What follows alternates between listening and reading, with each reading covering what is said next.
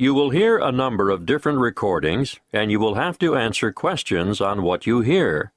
There will be time for you to read the instructions and questions, and you will have a chance to check your work. All the recordings will be played once only. The test is in 4 sections. At the end of the test, you will be given 10 minutes to transfer your answers to an answer sheet. Now, turn to Section 1. Section 1. You will hear a conversation between the head librarian and a student who wants to do voluntary work in the children's section of the library. First, you have some time to look at questions 1 to 6.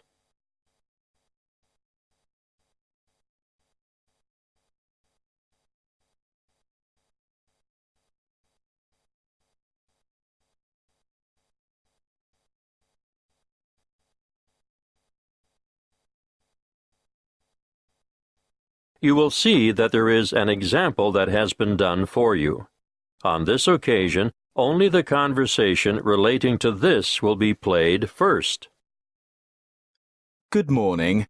You'd like to volunteer for the children's section, is that right? Yes, I spoke to you on the phone yesterday. That's right. Tessa, isn't it? Yes, Tessa Bridges. The applicant's name is Tessa Bridges. So Bridges has been written in the space.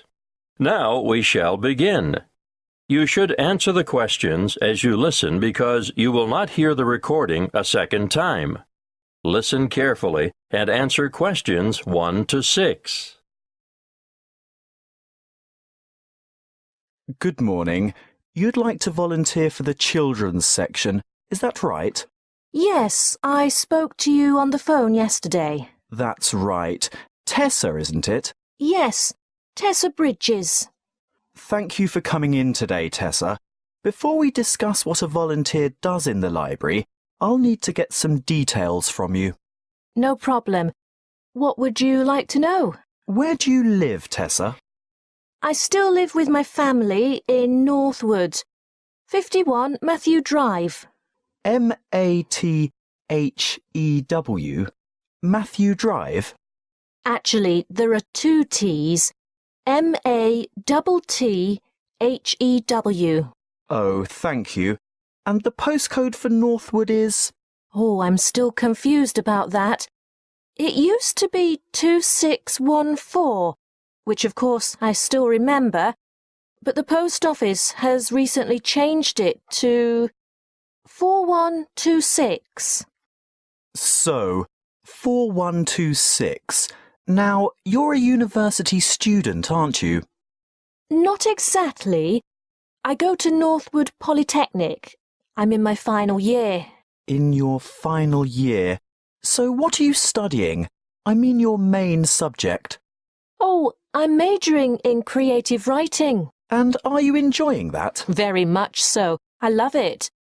When I graduate, I want to write children's books. That's great. Now, I can see why you're keen to volunteer at the library. We're always grateful for the extra help, but I still have to ask you some more questions about your previous experience. That's fine, but I haven't had a full-time paid job yet. Not to worry. Part-time work or voluntary work gives you the experience most employers are looking for. Well, to start with, when I was 16, I had a babysitting job. And who did you work for? Oh, just family friends. How long did you babysit for family friends? Oh, about 2 years, on and off. After those 2 years were up, what did you do then? Well, I was still working as a babysitter on the occasional evening and weekend when I became a peer tutor at school. I did that for 1 year, my last year at senior high. And what does being a peer tutor involve? Mostly, it means staying behind after school 1 or 2 afternoons a week to help fellow students in the subject that they're having difficulty with. And what subject did you tutor in? English, actually. I see. Do you have any other experience? I worked at the Ace Sports Academy as a tennis coach, but that was only for about 12 weeks over the summer before I enrolled at the Polytechnic. So you're good at sports? Not everything, just tennis. And are you currently working? Yes, well, unpaid work, that is. I'm a volunteer at the local hospital, where I visit sick children who would otherwise not have any visitors. Well, it certainly seems as if you like children. Yes, I do. Before you hear the rest of the conversation, you have some time to look at questions 7 to 10.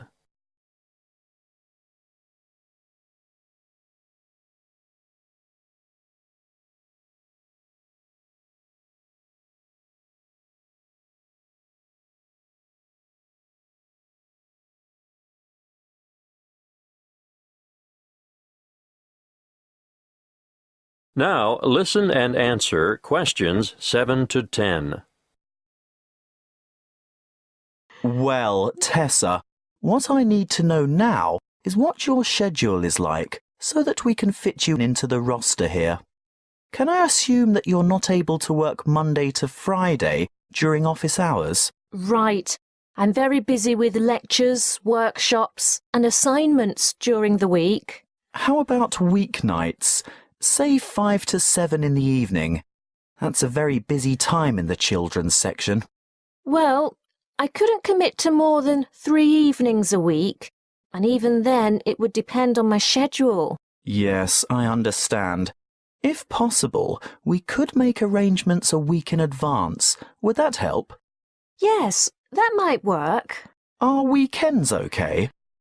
Well, Sundays are out. Actually, only every other Sunday, because that's when I'm usually needed at the hospital. But I'm free on Saturday afternoons. All right. We could roster you for the odd weekend then.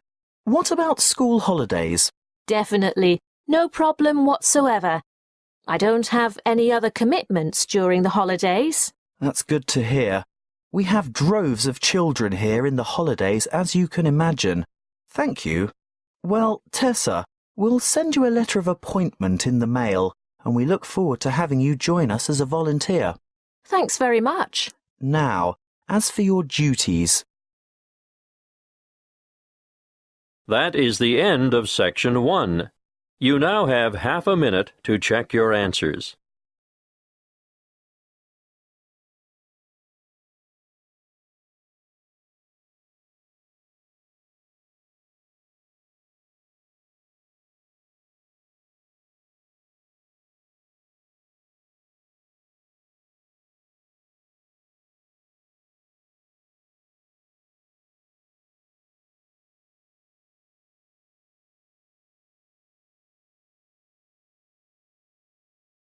Now, turn to Section 2.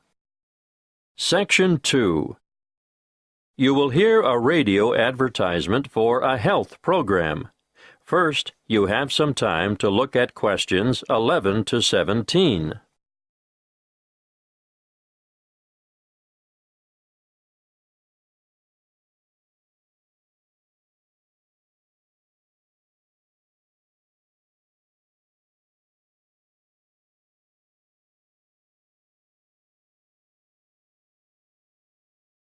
Listen carefully and answer questions 11 to 17. Prevention is better than cure. You all know that, don't you? Have you been looking for some help and guidance for maintaining your health? Well, today, I want to tell you all about a new health program called Be Well. Be Well Online, actually. This is an interactive website packed with resources to assist you in achieving your health goals. On this website, you'll find up-to-date health information you can trust. It has a register which includes a quick online check to assess your health and keep track of your progress. What do you want to do? Lose weight? Give up smoking? manage your blood glucose levels, or just improve your overall fitness. Use the simple online assessment tool and receive a personalized report on your current state of health. This is what we call your wellness register. After you've completed this, you'll be ready to move on. Now, the Active Health Agenda is where our team of experts has created a series of interactive 8-week programs for some of the most common health goals. These are aimed at differing ages and lifestyles and include healthy eating and workout plans, plans for losing weight, stress management, longevity, or how to age gracefully by maintaining your health, and express workouts for those of you who never have enough time. If you join up to Be Well Online, you'll not only be able to use a whole suite of interactive tools and calculators, but you'll also have unlimited access to an extensive library of health articles, delicious, simple recipes, and illustrated exercise descriptions. Let's look first at the active sport component. This gives you individual attention. In fact, it's a virtual personal trainer. Sports science and fitness experts have developed programs that will enable you to take on a specific sporting challenge or fitness goal adapted to your particular ambition and skill level. Detailed daily warm-ups and workout plans and weekly training schedules will help you prepare for any upcoming event of your choice. Marathons, triathlons, open water swims, cycling, or fun runs are just some of the events you could enter with confidence when you've completed an active sport program. Be Well Online also features an active care project. This caters for individuals who want to address specific health needs. The 4 courses in most demand are Stop Smoking, which will give you strategies, email support, and reliable tools and resources to help you quit smoking forever. Then there is Glucose Management, a self-care program designed for people with high blood sugar, which will help you manage your condition and improve your overall health. Obviously, heart health has a large following. It's basically all about lifestyle modification, where you will take a course of action with the aim of improving your cardiovascular health.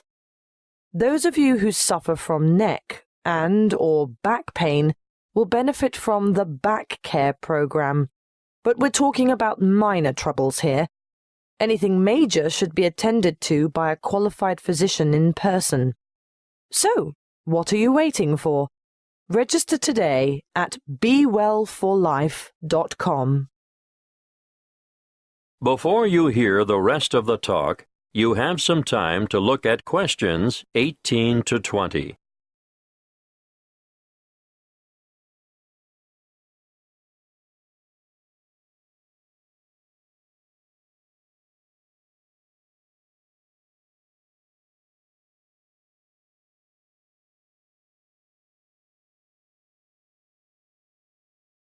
Now listen and answer questions 18 to 20.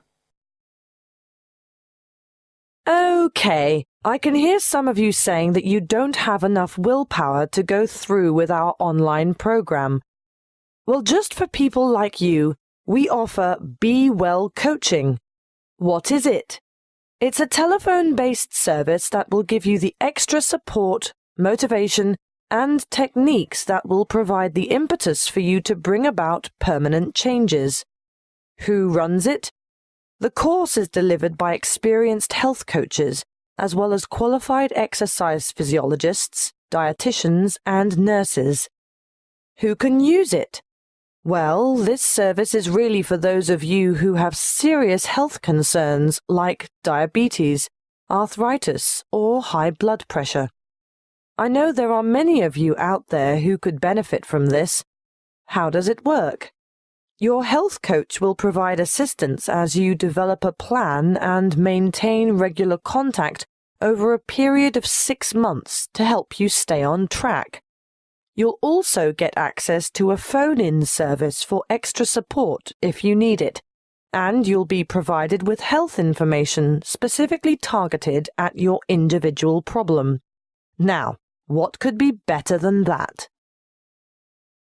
That is the end of Section 2. You now have half a minute to check your answers.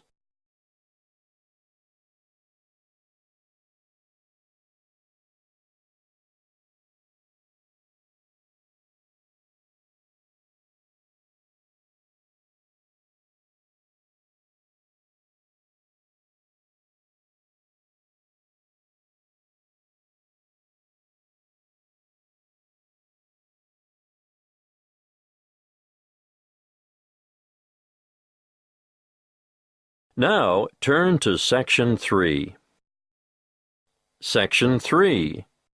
You will hear a conversation between two senior students who have to organize a competition for the University Open Day. First, you have some time to look at questions 21 to 27.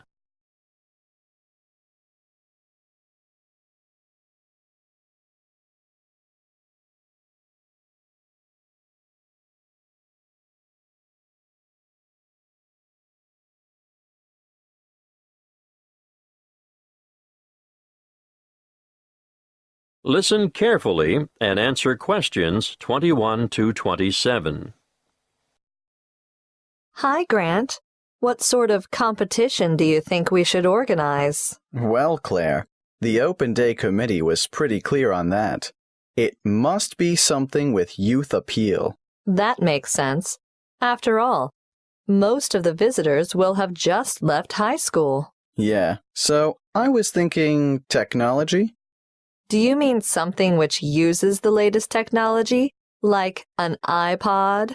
Something like that, but a bit more expensive maybe. What about the latest iPhone? I'm saving up for one right now. Let's make it an iPad. I wish I'd had a tablet computer when I started university. Yeah, that's a great idea. That should get a lot of our younger visitors interested. Right. Let's go with that then. Fine. We could go into town now and buy it. I saw great deals advertised at the Rick Smith store. Oh, I don't think we'll have to worry about that. A university purchase order will probably be arranged through the Resources and Supplies section. Well, that's settled then. What about the competition? Is it going to be a game of skill or a guessing game or something else? What do you think would work best? Good question. I don't think it should be anything too hard or anything that will make the visitors look silly. Some of them have such fragile egos. True. So, something that anyone can do. Nothing competitive, no skill or intelligence involved. That's right. But the main thing is that the contestants have a lot of fun. How do we do that? Well, I was thinking of a popular TV series, science fiction or science fantasy. I don't actually know the difference. Go on. It's a series where in every episode the main characters step through a portal into another world or another era. What's a portal? It's like a gateway or entrance to something. Okay, I get it. They'll be stepping into the new world of tertiary learning. So somehow we encourage people to step through this portal. Then what? They get their photo taken. Is that all? Not exactly. Let me think. I can't see how that's a competition, unless we pick the best photograph. But there's not much excitement or involvement in that for the participants. Wait. We don't decide on the winner. I mean, no one person does. We get them, the public, to do it. How? Put all the photos on Facebook, and the one with the most votes wins. I agree. Good idea. But there's just one more thing I'm not clear about. How do we get hold of a portal? I was thinking graduates of the engineering department could construct it as part of their contribution to Open Day. Before you hear the rest of the conversation, you have some time to look at questions 28 to 30.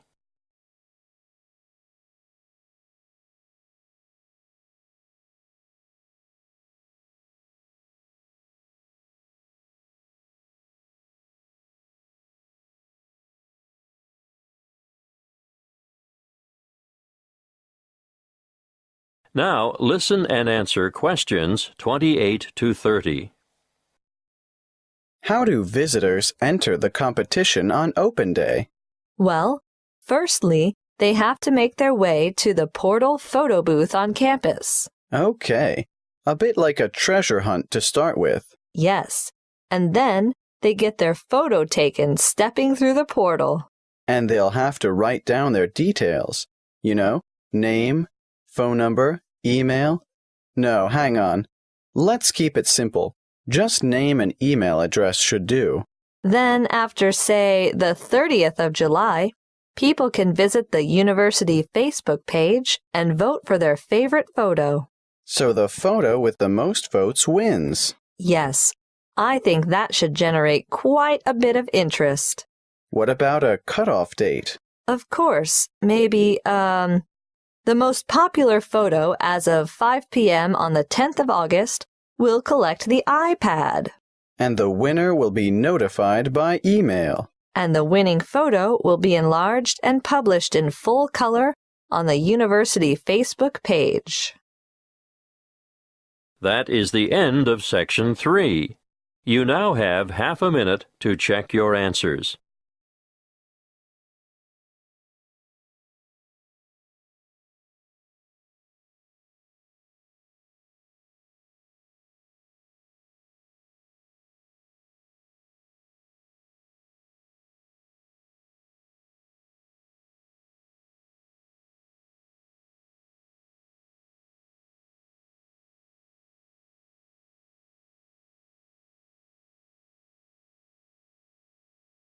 Now turn to Section 4.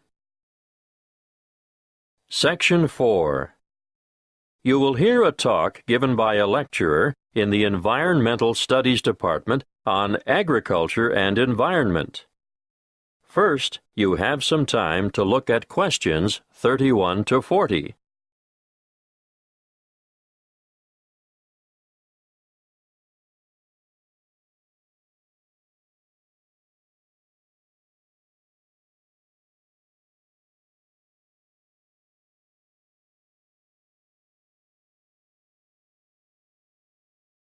Listen carefully and answer questions 31 to 40.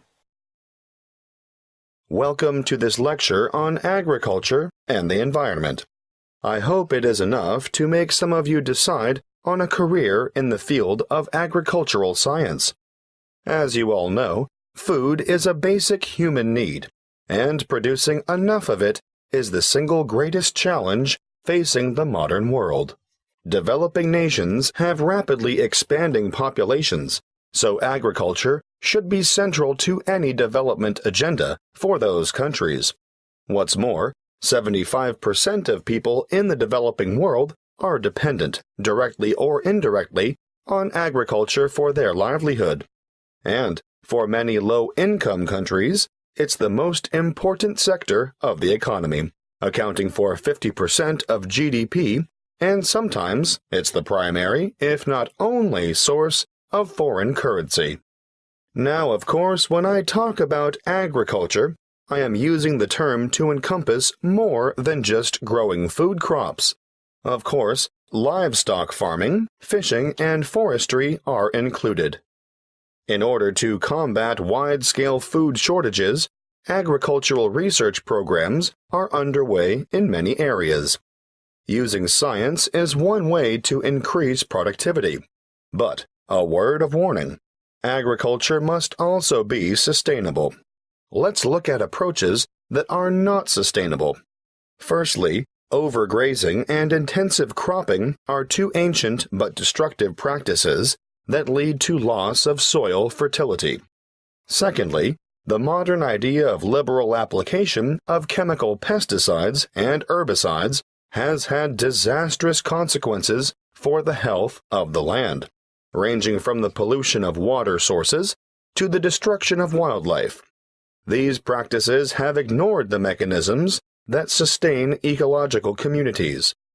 Ignorance has led to the destruction of the very biodiversity that is essential for sustainable food production. However, introducing new agricultural techniques, especially things like genetic engineering, can be difficult because many people remain suspicious of the fact that plants have had their genetic material modified by scientists. Biotechnology has also led to the dubious practice of bioprospecting, or, as some prefer to call it, biopiracy. Foreign multinational companies have been accused of illegally obtaining samples of indigenous plants of other countries in order to get their hands on genetic material to improve the quality or yield of their own crops. We must put aside the controversy surrounding the field of agricultural biotechnology in order to concentrate on the biggest threat to food production on this planet, which is, yes, climate change. The effects of global warming so far have been to shrink the food supply, thereby pushing up prices and making even the most basic necessities unaffordable. As I see it, the international community must address this and other challenges to agricultural production with urgency. Concrete scientific and technological achievements need to be presented for farmers to evaluate and learn to use, but, apart from that, governments need to address the complex issues of policy development if the world's hungry are to be fed.